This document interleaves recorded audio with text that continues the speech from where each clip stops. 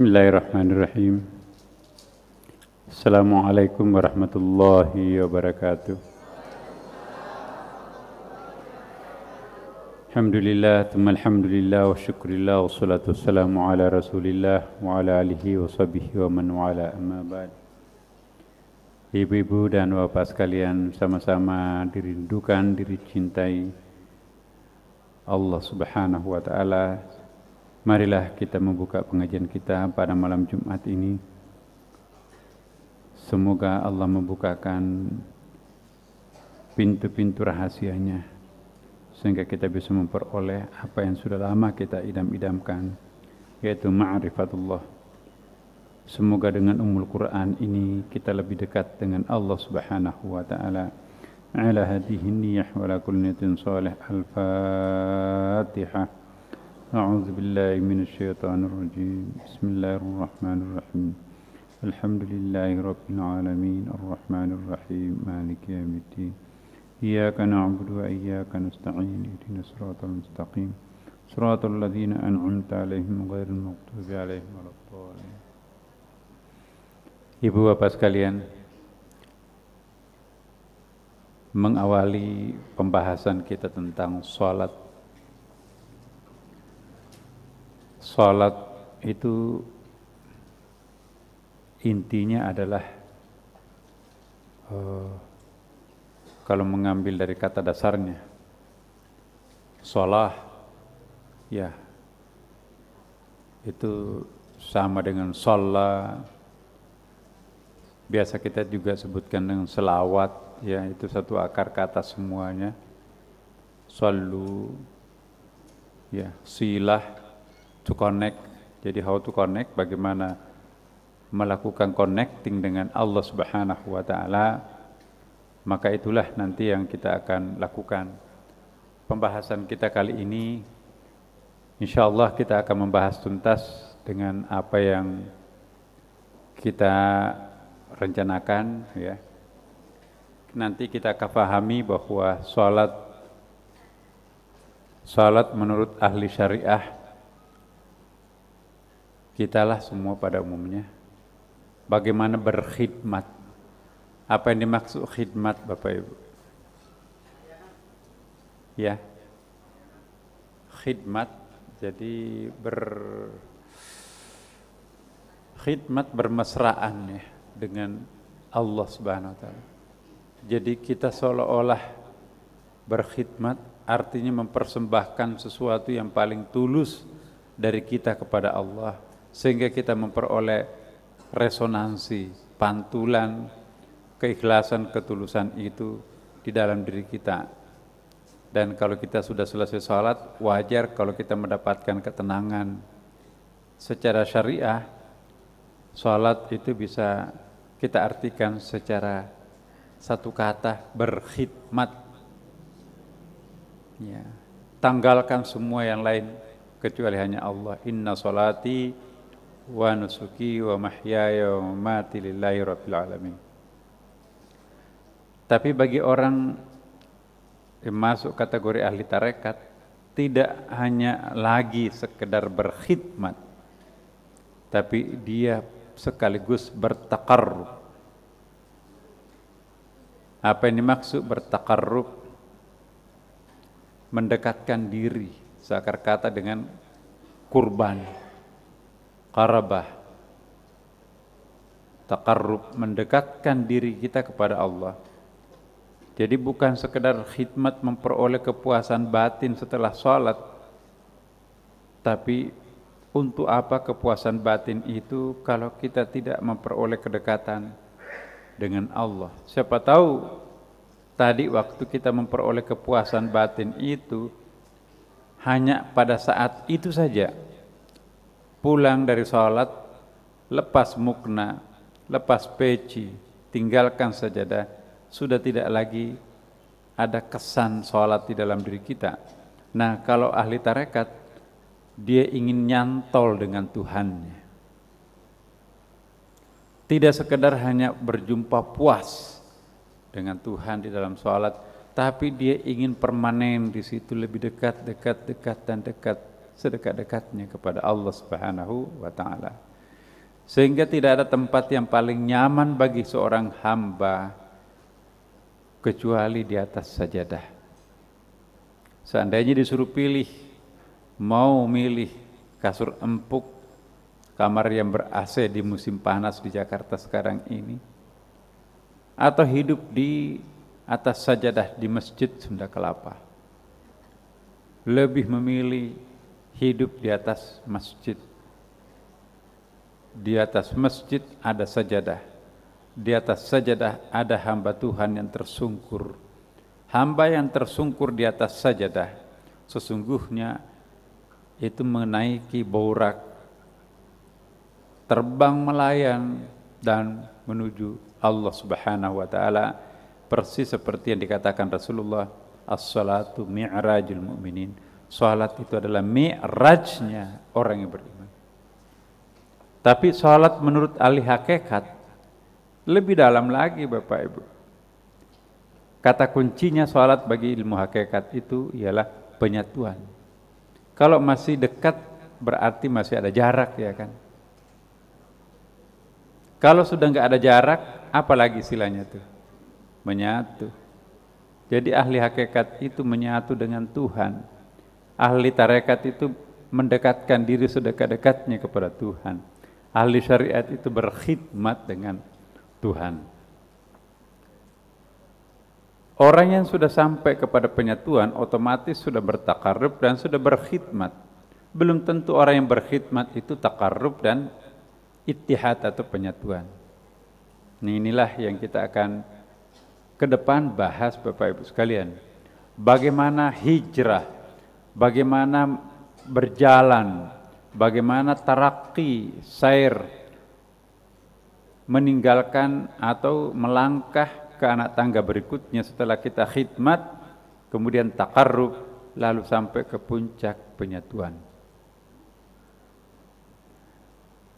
Perlu kita ketahui bahwa sesungguhnya yang sholat itu bukan hanya manusia. Semua ciptaan Allah Subhanahu wa taala salat. Cuman model salatnya ditentukan oleh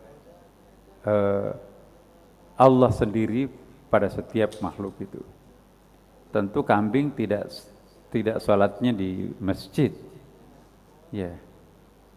Bayangkan kalau Allah tidak membeda-bedakan seluruh makhluknya. Ya. Begitu kedengaran azan, kambing berlomba masuk di saf pertama. Ya, aku juga mau salat kok kepada Allah.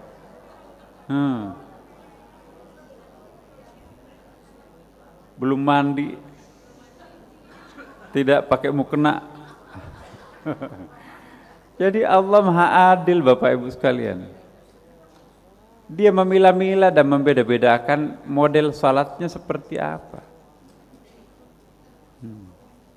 Seandainya semua seragam model salat kita, seragam syariah yang kita peroleh dari Allah dan syariah yang diberikan kepada mereka, syariah artinya jalan ya, jalan menuju Tuhan, maka tentu ada mudarat bagi manusia itu sendiri.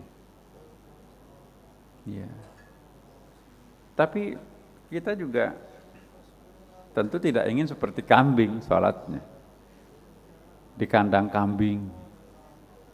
Ya. Tapi poinnya di sini Allah berfirman, segala sesuatu itu salat. Wa ma min dabbatin fil ardi wala ta'irin yatiru bi janahihi illa umamun amsalakum ma farratna fil kitabi min syai' thumma ila rabbihim yusyarun. Ini ayat surah Al-An'am. Dan tiadalah binatang-binatang yang ada di muka bumi dan burung-burung yang terbang dengan kedua sayapnya, melainkan itu juga adalah umat-umat juga ya. Umat manusia, umat Islam. Burung itu juga umat. Seperti kalian juga, seperti kita juga, kata Allah itu. Tidaklah kami alpakan sesuatu pun di dalam Alkitab, kemudian kepada Tuhan mereka itu dihimpunkan. Jadi semua itu juga umat. Ada ayat lain, walikulli ummatin rasulun. Perhatikan Bapak, ini ayat ini. Wali mana ini? Enggak masuk ya? Kirain masuk dari tadi.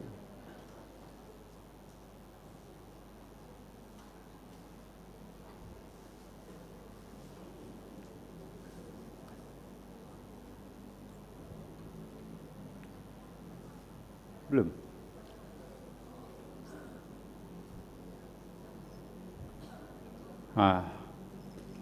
Kalau begitu saya ulangi. Wa ma min dabbatin fil ardi wala muncul ya. Wa ma min dabbatin fil ardi wala ta'irin yatiru bi janahihi illa amsalukum ma faratna fil kitabi min syai' thumma ila rabbihim yuhsyarun. Dan tidaklah binatang-binatang yang ada di muka bumi ini dan burung-burung yang terbang dengan kedua sayapnya, melainkan umat-umat juga seperti kalian, para manusia maksudnya. Tidaklah kami alpakan sesuatu pun di dalam Alkitab, kemudian kepada Tuhan mereka itu dihimpun. Nah, ada ayat lain. Walikulli ummatin rasul, fa idza jaa rasuluhum qudiya bainahum bil qisti wa hum la yudlamun. Tiap-tiap umat itu mempunyai rasul. Tadi binatang-binatang itu kan juga dianggap sebagai umat kan? Ya kan Bapak Ibu ya. Nah, burung-burung itu suatu umat. Semut pun juga suatu umat. Ada pemimpinnya, ada nabinya. Ya. Wa auhayna ila ummi Musa, wa auhayna, kami wahyukan, itu ayat lebah ya kan, kepada An-Nahl, lebah. Kemudian idh qalatin namlatu, maka bersabdalah pemimpin atau ratu semut itu.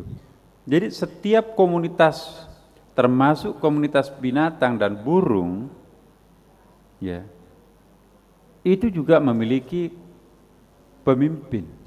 Burung hudhud dipimpin oleh pimpinannya, terlambat melapor kepada Nabi Sulaiman.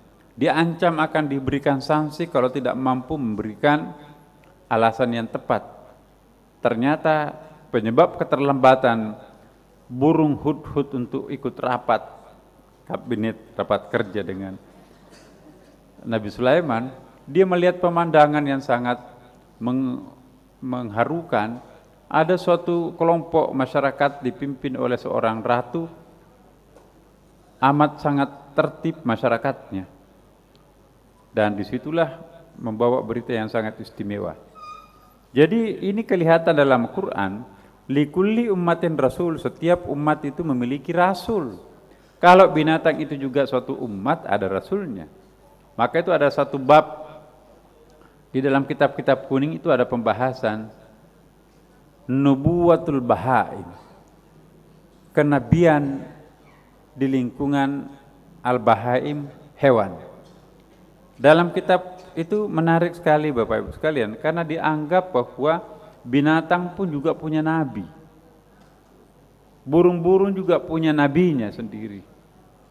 Jadi kalau yang dimaksud nabi itu pemimpin, perintis, pembawa berita, an-naba, maka semua komunitas itu ada pimpinannya. Walikulli ummatin rasul.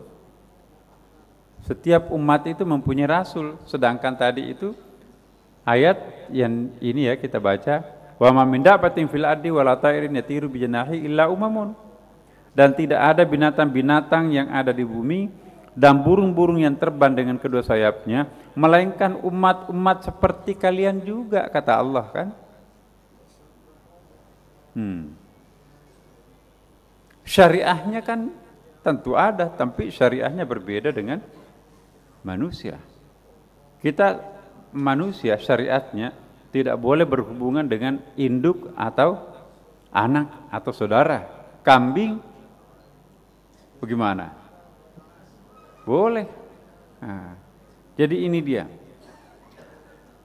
Semakin luas wawasan kita, maka semakin takjub kita akan kebesaran Allah Subhanahu wa taala, dan kita meninggalkan kesempitan pikiran kita yang membuat kita ekstrim.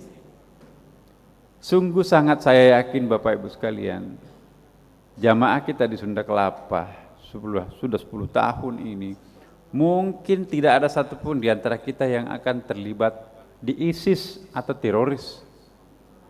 Kenapa orang menjadi teroris? Karena sempitnya wawasannya. Apalagi sudah masuk ke dalam wawasan. Pernah gak kita membahas dalam kitab fikih, ternyata burung itu juga punya nabi. Ya. Ternyata binatang juga punya nabi. Nubuwatul bahaim. Nah, di dalam pembahasan kita, dan ini ayat loh Bapak Ibu. Ini bukan perkataan saya, ini kata Tuhan. Dengan demikian, oh iya ya. Nah, semakin luas wawasan kita terhadap suatu persoalan, maka semakin kita akan gampang menjadi arif.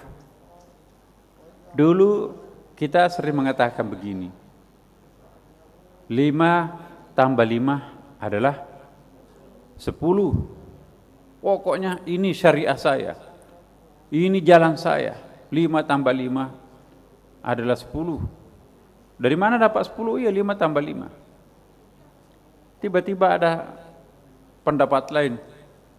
Enggak, saya punya cara kok.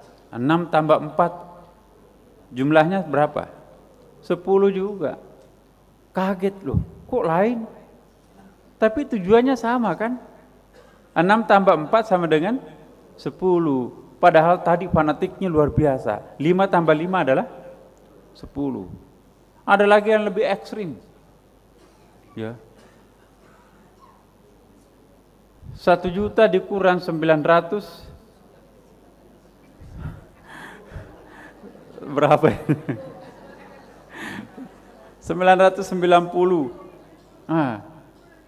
Wah, ini kelompok ekstrim ini. Apa ekstrim? Hasilnya berapa? 10. Ya. Ada lagi berapa kali berapa kurang berapa sama dengan sekian? 10.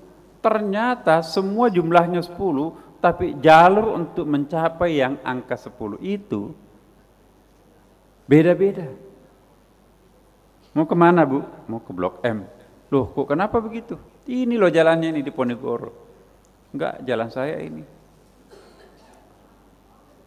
Mau Kuningan. Oh enggak, saya jalannya ke situ. Banyak jalan menuju ke Blok M. Ketemu di situ yang tadinya kita anggap salah, keliru. Loh, kok duluan Anda di situ? Ya, kita kan lewat tasawuf, potong kompas. Anda lewat syariah, muter-muter. Ya, ilustrasi, belum tentu tasawuf lebih cepat nyampe. Kadang-kadang mungkin syariah justru yang lebih konsisten. Jadi ini hanya contoh Bapak Ibu sekalian ya. Jadi kita tidak boleh gampang menyalahkan orang, sebab semuanya angkanya 10 kan. Ada 6 tambah 4 10, ada 5 tambah 5 10, ada 9 tambah 1 10, ada 990 tambah ya itulah maksud saya. Jadi Bapak Ibu sekalian, apapun, tapi di situ angka poin yang sangat penting 1. Tidak ada 5 tambah 5, tidak ada 6 tambah 4, tidak ada 1 juta, tidak ada 1 miliar. Tidak ada artinya kita berbicara tentang angka tanpa berbicara tentang angka 1. Tidak perlu kita bicara panjang lebar apa itu 1 triliun, 100 triliun. Seandainya tidak pernah ada angka 1, maka tidak pernah akan ada angka 1 triliun. Mau bicara angka apapun juga, pecahan berapapun juga, pasti kita harus berbicara tentang angka 1. The problem is Who is the number one? Siapa itu nomor satu itu? What is the number one? Apa itu angka satu? Jadi angka satu itu sumber daripada segala yang triliunan itu kan. Yang banyak ini semuanya berasal dari yang angka satu. Siapa angka satu itu? Enggak usah mutar-mutar seperti para filosof. Wow. Bagi kita baca Quran, Qul huwallahu ahad. Oh ya.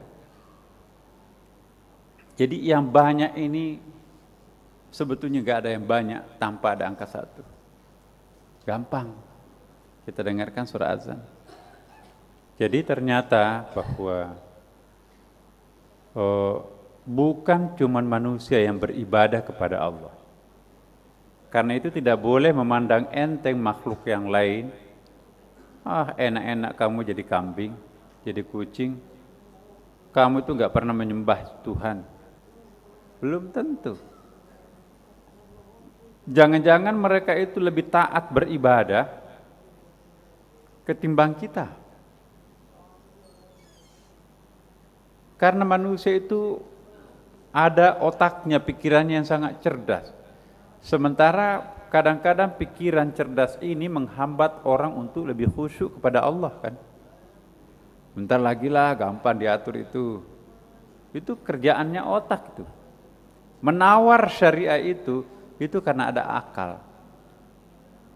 Maka itu biasa kita melihat, coba kita lihat di kampung Bapak Ibu sekalian. Itu enggak sarjana tuh. Jarang sarjana di kampung di pedalaman. Tapi begitu suara azan berkumandang, lari bergegas ke masjid. Ya. Salat, sesudah itu salaman kanan kiri. Kerja bakti. Assalamualaikum. Berangkulan. Enggak ada musuh, enggak ada lawan politik mereka. Masya Allah.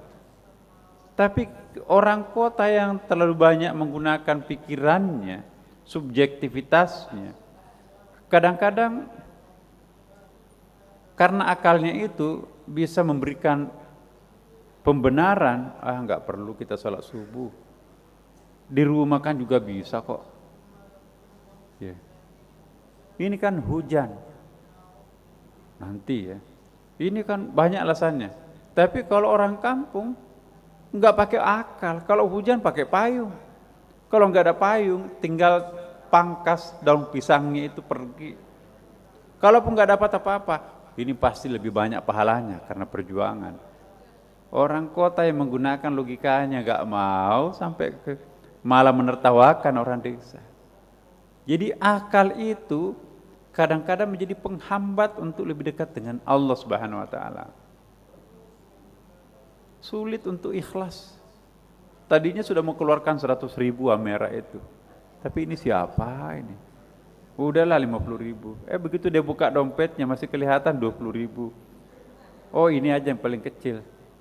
Di sakunya lagi yang satu. Oh ya ada tadi kembaliannya di sini. Kembaliannya itu yang dikasih itu.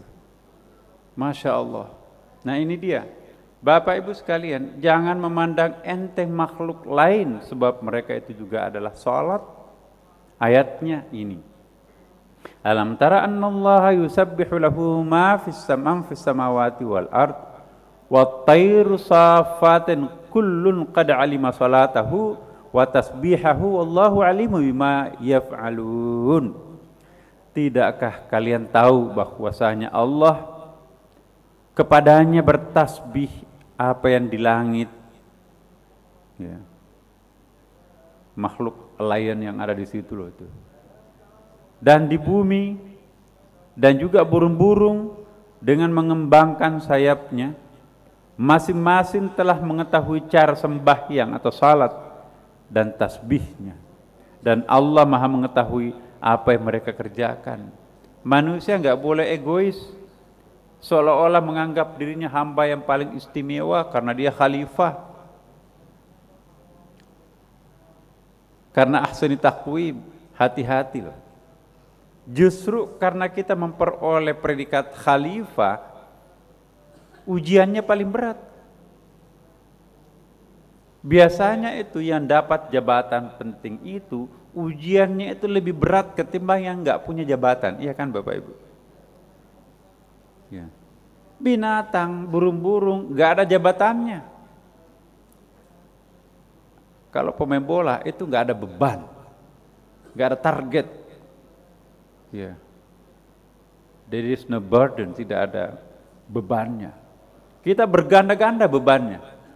Karena itu Bapak Ibu sekalian, jangan sampai kita menganggap diri kita itu makhluk utama, memang mentang-mentang sebagai khalifah, memandang ente makhluk yang lain. Pangkas, timbun, tebang, bakar.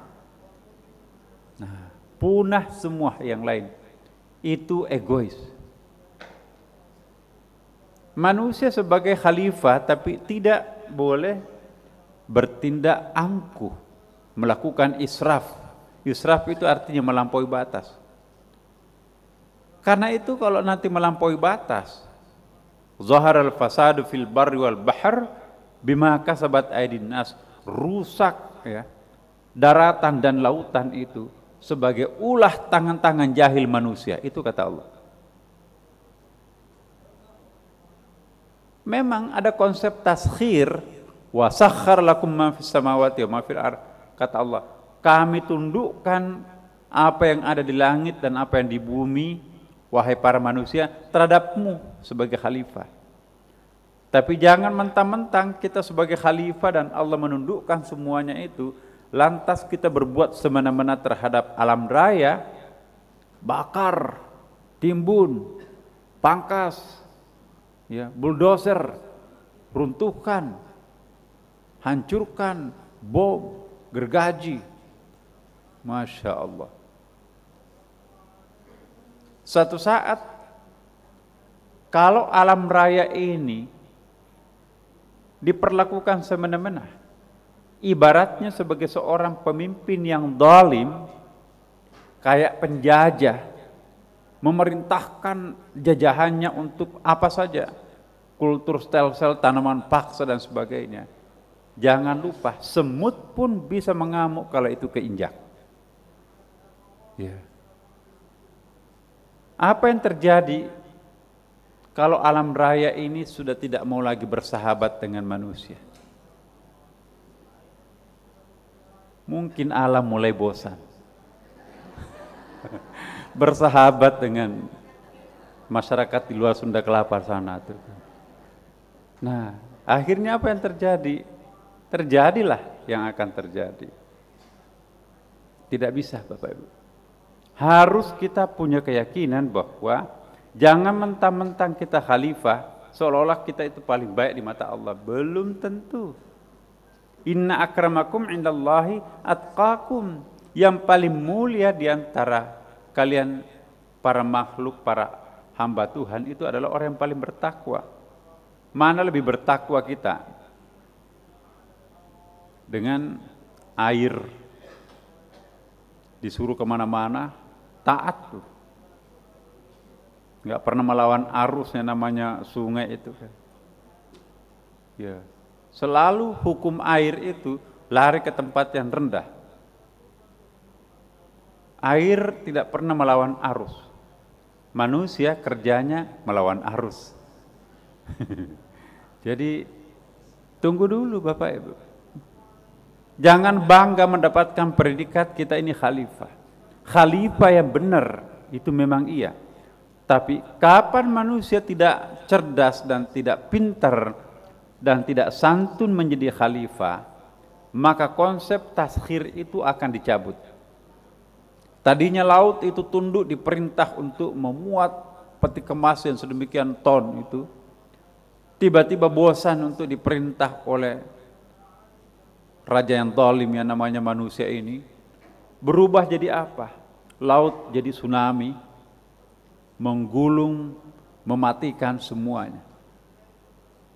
Angin yang tadinya membawa penyerbukan, dalam Al-Quran itu ada, mengawinkan antara satu pohon dengan pohon yang lain melalui teori penyerbukan di dalam biologi kan ada itu. Jagung tidak akan berbuah kalau tidak ada angin yang menerbangkan bunganya itu ke jantan, perkawinan di situ terjadi. Jadi itu fungsi angin untuk terjadi pengembangbiakan. Tapi kalau kita manusia ini tidak bersyukur, bahkan zalim terhadap mereka, angin tadinya membawa penyerbukan itu menggulung menjadi apa? Yang melingkar-lingkar itu apa sih? Puting beliung. Dahsyat itu Bapak Ibu. Jadi siapapun bisa melawan. Semut pun bisa menggigit. Nah,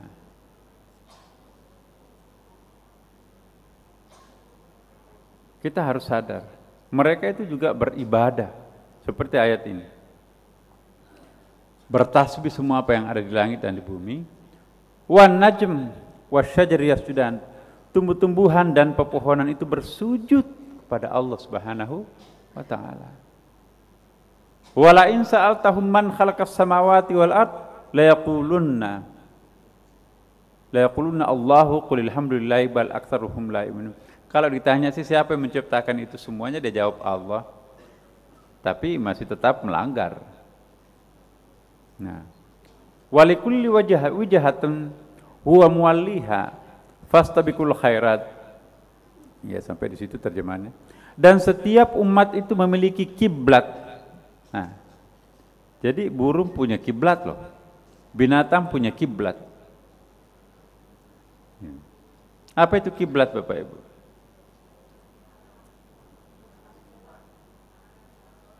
Apa sinonimnya kiblat?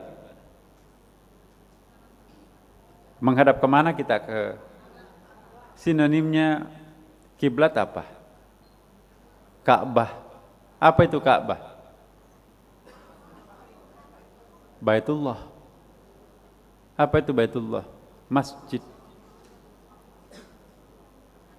Panjang urusannya ini.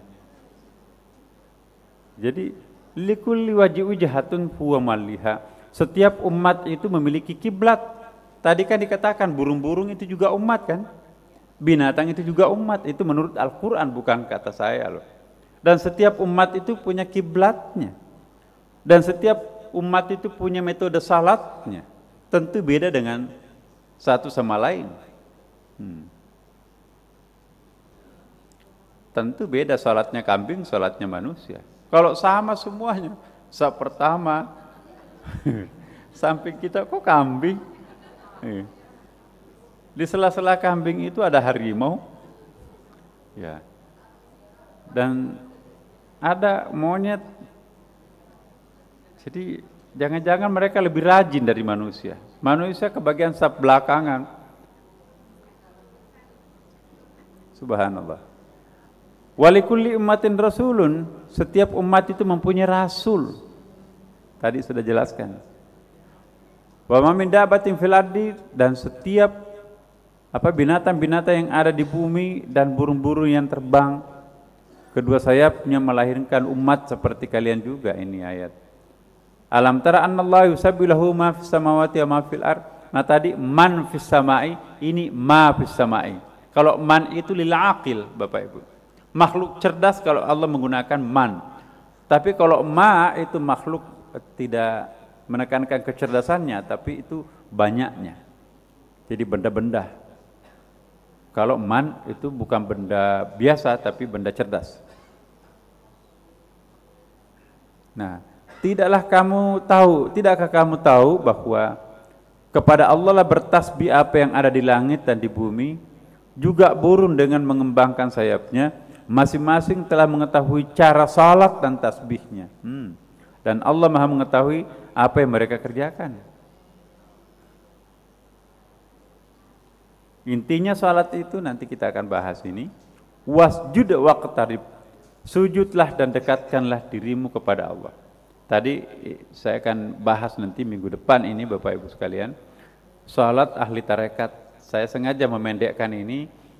Nanti kalau saya tulis di sini di copy flash disknya oleh siapapun, itu bisa salah paham.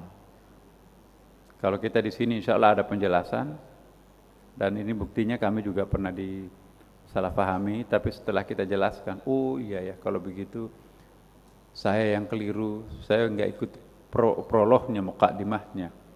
Jadi mohon maaf Bapak Ibu sekalian, kalau ada yang ikut nimbrung pada pengajian kita di sini dan mengatakan, wah itu aliran sesat, ya nggak apa-apa. Tapi kalau seandainya dia bisa memahami dari awal 10 tahun yang lalu, anak tangga kita di sini kita bikin, tentu tidak menganggap Nabi Muhammad itu gila. Innaka lamajnun, Nabi Muhammad itu pernah dianggap gila loh. Tapi yang pernah menuduh Nabi Muhammad gila itu luar biasa cintanya terhadap Nabi. Mohon maaf, saya pernah menganggap Anda gila, ternyata engkau lah yang paling sadar, aku lah yang paling gila selama ini. Jadi hati-hati menuding orang itu gila, jangan-jangan kita yang gila. Nabi, hampir semua Nabi pernah dianggap gila oleh umatnya. Nah, jadi saya ingin mengingatkan kepada kita semuanya bahwa teori tadi itu 5 tambah 5 sama dengan 10. Jangan karena orang itu itu kan tidak pakai basmalah pada waktu membaca Al-Fatihah. Kita di sini aliran yang benar. Urusan benar tidak benar itu serahkan kepada Allah Subhanahu wa taala. Dalam hati memang ada, kok saya yakin ini pilihan saya. Silahkan, tapi jangan gampang menyalahkan orang lain. Siapa tahu jalurnya 6 tambah 4, kita jalurnya 5 tambah 5. Ya. Siapa tahu jalurnya lewat Kuningan, kita lewat Sudirman. Nah, tidak otomatis, Bu. Sudirman lebih pendek memang. Tapi kan sekarang lagi dikerja, bisa saja terlambat datangnya kan. Nah, banyak faktor. Yang penting salat adalah pengorbanan yang mendekatkan setiap mukmin kepada Tuhannya. Nah, ini yang nanti kita juga akan polakan ya Bapak Ibu. Nah, inilah yang pernah saya sampaikan kemarin. Ketika membahas tentang salat ini, ada perbedaan yang prinsip antara qurbun nawafil dan qurbul faraid. Saya ingin jelaskan tapi setelah nanti ini prolog ini masuk. Tadi kita sudah tahu bahwa burung-burung salat, binatang-binatang salat, sungai salat, langit salat, dan lain-lain salat. Nah, kalau ini kita sudah sama persepsinya semuanya, baru kita masuk ke ayat-ayat yang lebih dalam lagi yang lainnya. Tidak lagi kita akan rancu pemikirannya. Maka itu saya mohon maaf Bapak Ibu sekalian yang tidak ikut pada pertemuan-pertemuan sebelumnya, mungkin bisa diusahakan. Pengurus kita di bawah itu sangat bijaksana ya. Sejak zamannya Pak Saiful, itu kaset-kaset itu Masya Allah itu ini. Dan juga kalau memang tidak bisa dapat kasetnya, itu juga sekarang ini ada media kita ini ya, Salim Sapa, itu mulai dari awal ditayangkan tinggal milih klik. Ya, saya nggak tahu berapa ratus tuh kaset saya tuh di Sunda Kelapa ini sudah mungkin sepertinya ada ribuan ya, bisa sampai 3 kali seminggu, kali 10 tahun, sama dengan berapa itu? Ya, saya merasa bangga, bahagia Bapak Ibu sekalian, karena betul, kama qala Nabi SAW, ilmu itu semakin dibelanjakan semakin bertambah. Tapi kalau uang semakin dibelanjakan semakin habis. Jadi kalau kita dapat ilmu banyak, itu artinya akan bertambah banyak. Kalau dapat uang banyak, dibelanjakan akan tambah sedikit.